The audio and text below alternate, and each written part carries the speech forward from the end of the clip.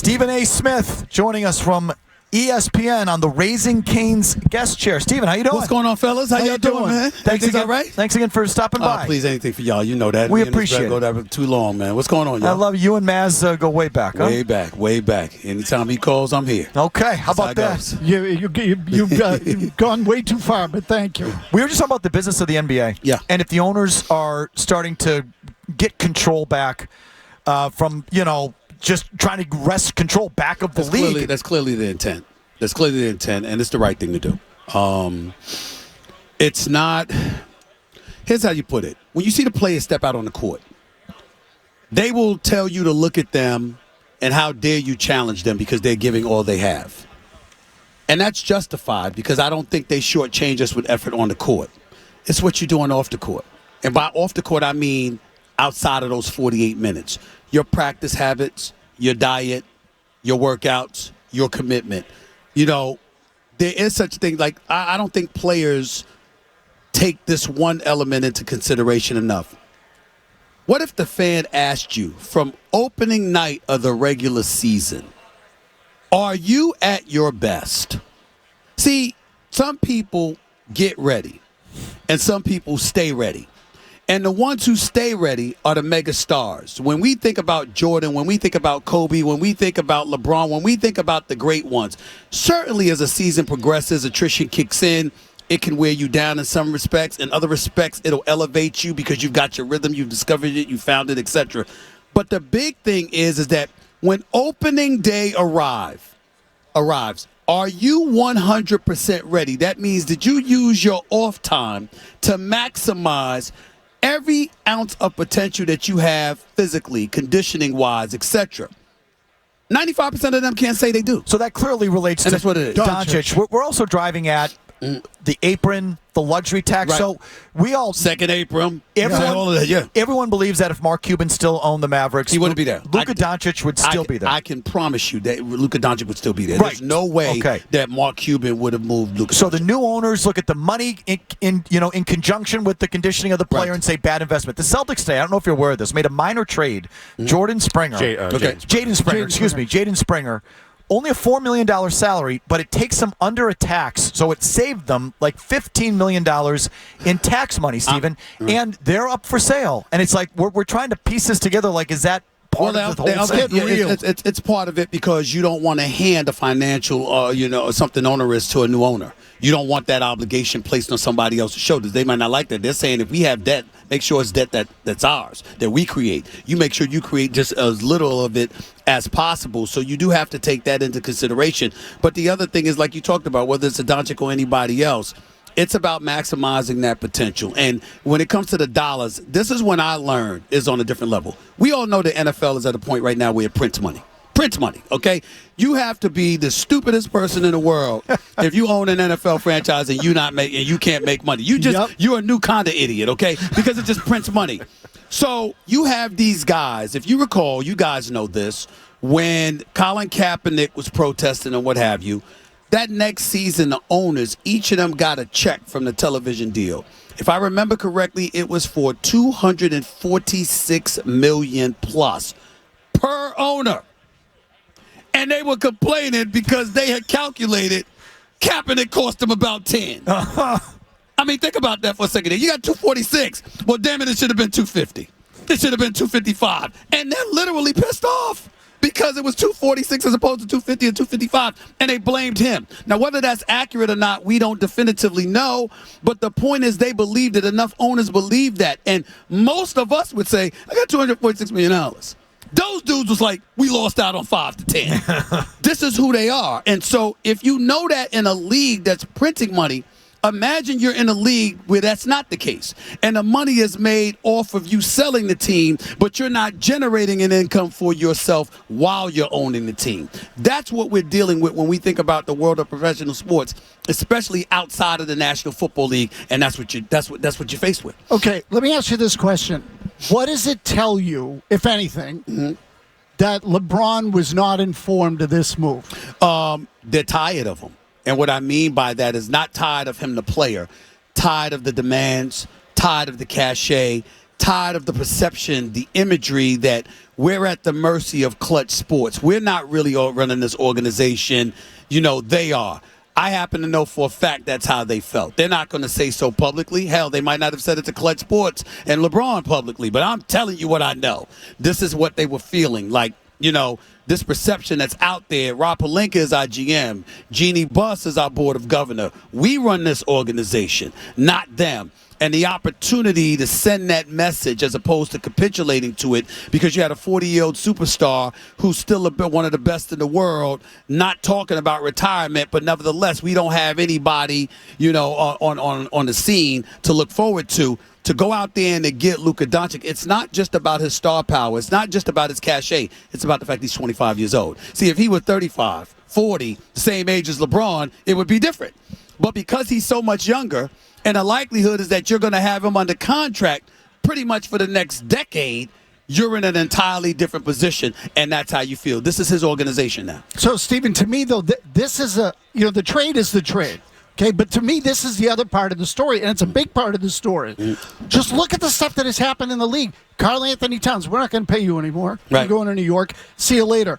When's the last time a big move was made on a team involving LeBron James where he was not informed of it beforehand? It's never happened. Exactly. It's never happened. So it's exactly what you said, that the team's saying, listen, you're 40 years old.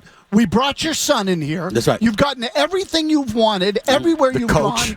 Right. Pat Riley threatened you and you left. And now all of a sudden it's LeBron can't do a thing about it. And it feels like the power is shifting back towards ownership a little bit in that league. The Pat Riley element, not necessarily so, because LeBron went to Miami knowing he was only going to give them 4 years before he left. Now, Pat Riley didn't help matters because he's Pat Riley and it's his show and he's going to run it the way that he wants to run it. If it were up to LeBron James, Eric Spoelstra would have been going to year one, and Pat Riley wasn't having that. But still in all, LeBron went to Miami fully intending to depart from there after 4 years. He didn't say that, but that's what was going on.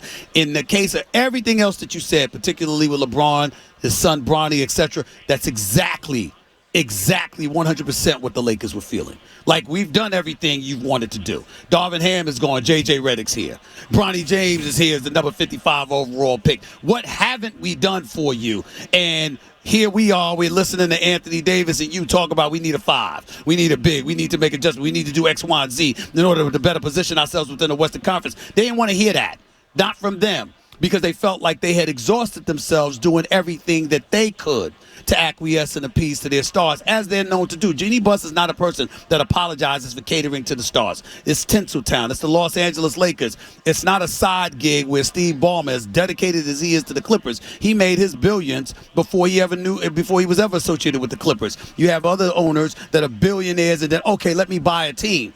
The Lakers, this is it. This is a family business. And their mentality is that we got to where we are because the stars want to come play for us, and we treat the stars like stars. And still, we're having to deal with this stuff with you. Nah, we want to send a different message, and that's what they did. Stephen A. Smith joining us here at Radio Row. Any other big shoes to drop, you think, before tomorrow? I've heard you guys talking earlier today. Durant to the Warriors. Durant announced about an hour ago that he has no interest in returning to the Golden State Warriors, and I think that's going to kill that, because you're Joe Lacob, even though you would love to have had him back because you want to give Steph Curry every opportunity to win. The reality is that if a player tells you he doesn't want to go, especially when he's already left you of his own volition, it's very difficult to imagine that Joe Lacob is going to ignore all of that and bring him to Golden State anyway. That's why Durant made that statement that he made, because he's letting them know, don't even think about bringing me back to Golden State. That's not what I want to do. Anything else? He disliked it that much there. Yes, he did. He did. And listen, Durant, it's very, very difficult to look at him as a happy individual. Wasn't happy in OKC. Wasn't happy in Golden State. Soured on Brooklyn. Now he's in Phoenix. And it could be a myriad of reasons that have little to nothing to do with the actual basketball on the court, because he himself had admitted on many occasions that the way they played basketball in Golden State was ideally what he craved and what he desired, etc. And the fact that he walked away from that, I think, makes him look bad, primarily from the standpoint, you said they play your ideal brand of basketball, and you had ideal teammates in a Klay Thompson and a Steph Curry, and to a lesser degree in Draymond Green, whose skill set collaborated perfectly with yours, where you won back-to-back titles and easily, in my opinion, would have won a third straight title if Durant hadn't tore his Achilles. And so to walk away from that, it's pretty hard for somebody to look at you and take you seriously when you say you're not happy, because they can make the argument, well, when have you been happy? And so that's what it was. But I just think that he wants to stay in Phoenix, and Phoenix is in a quandary. Phoenix doesn't want to lose him. Matt Ishbia, the owner for the Phoenix Suns, has made it very, very clear, I don't want to lose Kevin Durant. I don't want to move him anywhere. The problem is there's only two players with a no-trade clause in the NBA. That's Bradley Beal and that's LeBron James. And Bradley Beal, whose agent is the father of the general manager for the Phoenix Suns, okay? This guy says, I'm not waiving my no-trade clause. I don't want to go anywhere. And because he doesn't want to go anywhere, I know Miami didn't want him, don't get me wrong, but they know Jimmy Butler wants to go there. So they've explored their other options. They know they've got to get rid of Jimmy Butler, and they know he wants to go to Phoenix because he's been telling everybody else, I don't want to go to you, I don't want to go to you, I don't want to go to you, which means they've got to move him to Phoenix, but Bradley Beal won't waive his no-trade. And because he don't waive his no-trade, they're stuck either with what they have, or you got to be willing to move Durant. But to move Durant, not only are you moving a generational player who's a career 27-point-per-game scorer, but you also have to take back something that's not going to necessarily deliver you a championship. You don't swap Kevin Durant for Jimmy Butler. Jimmy Butler wants to go to Phoenix to play with Kevin Durant. Phoenix is in a bad spot. Okay, we're getting some wraps, so I got to get just a couple quick football things. Sure. Patrick Mahomes or Tom Brady?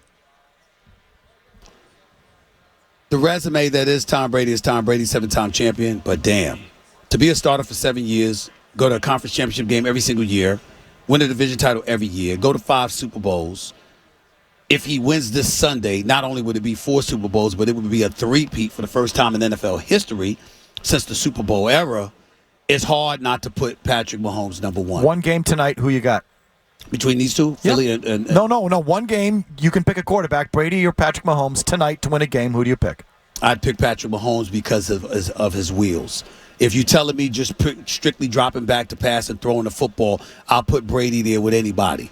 But Patrick Mahomes' ability to extend plays, run the football, is what I have to give the advantage over. We know what he can do flinging the football. We know that if you play prevent defense, for example, he will pick you apart. We know he'll do that if you're not in prevent defense.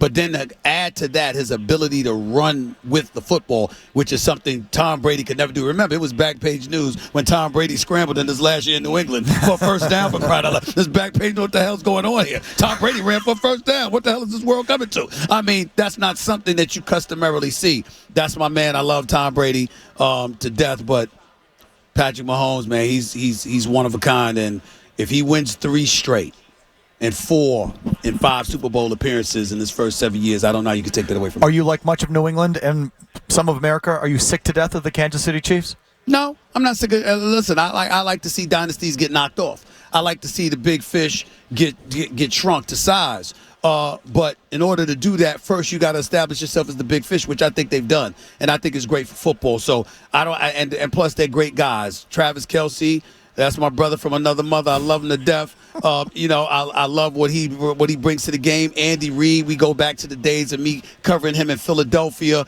Patrick Mahomes is just elite on all levels. How can you hate on him? Chris Jones and the crew, you can't hate on these guys. Patriots fans can. They do it the right way. They do it the right way. But that's what makes y'all great. That's what makes your fan base great. Because even when there's nothing to complain about, y'all will find something to complain about when it comes to the opposition just because they're the opposition. There's nothing wrong with that. There's only something wrong with it when you complain about your own team like that.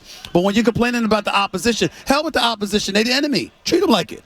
Stephen A., thank you so much for coming by. My pleasure. Appreciate it. All right. It's great. You're going to run in 2028? Okay, guys. Huh? You're going to run in 2028? Man, please. I was having a ball talking about that. I'm not trying to run for no damn. First of all, I'm not smart enough to run. I ain't trying to be no president. Your hits on Hannity always go viral. I was going to say, you're dabbling in some political commentary there now. I love doing a political commentary because I'm a conscientious observer. I can't give you things from an historical perspective, but so much. But I'm a conscientious observer. I read the newspapers, watch the news every single day. There's a lot of nonsense that I don't like going on, and I do think that I could help bring people together because I'm not about that divisiveness. On a case-by-case basis, fine. But stereotyping people and all of that stuff, we got to stop all of that nonsense. We got to judge everybody by their individual content of character. I mean, we got to just stop all of that nonsense, and we got to be committed to helping make the world a better place. In that regard, hell yeah, I can do it. But I have no desire to do that because my life is pretty good, and I don't think the presidency is going to pay me as much as I'm getting.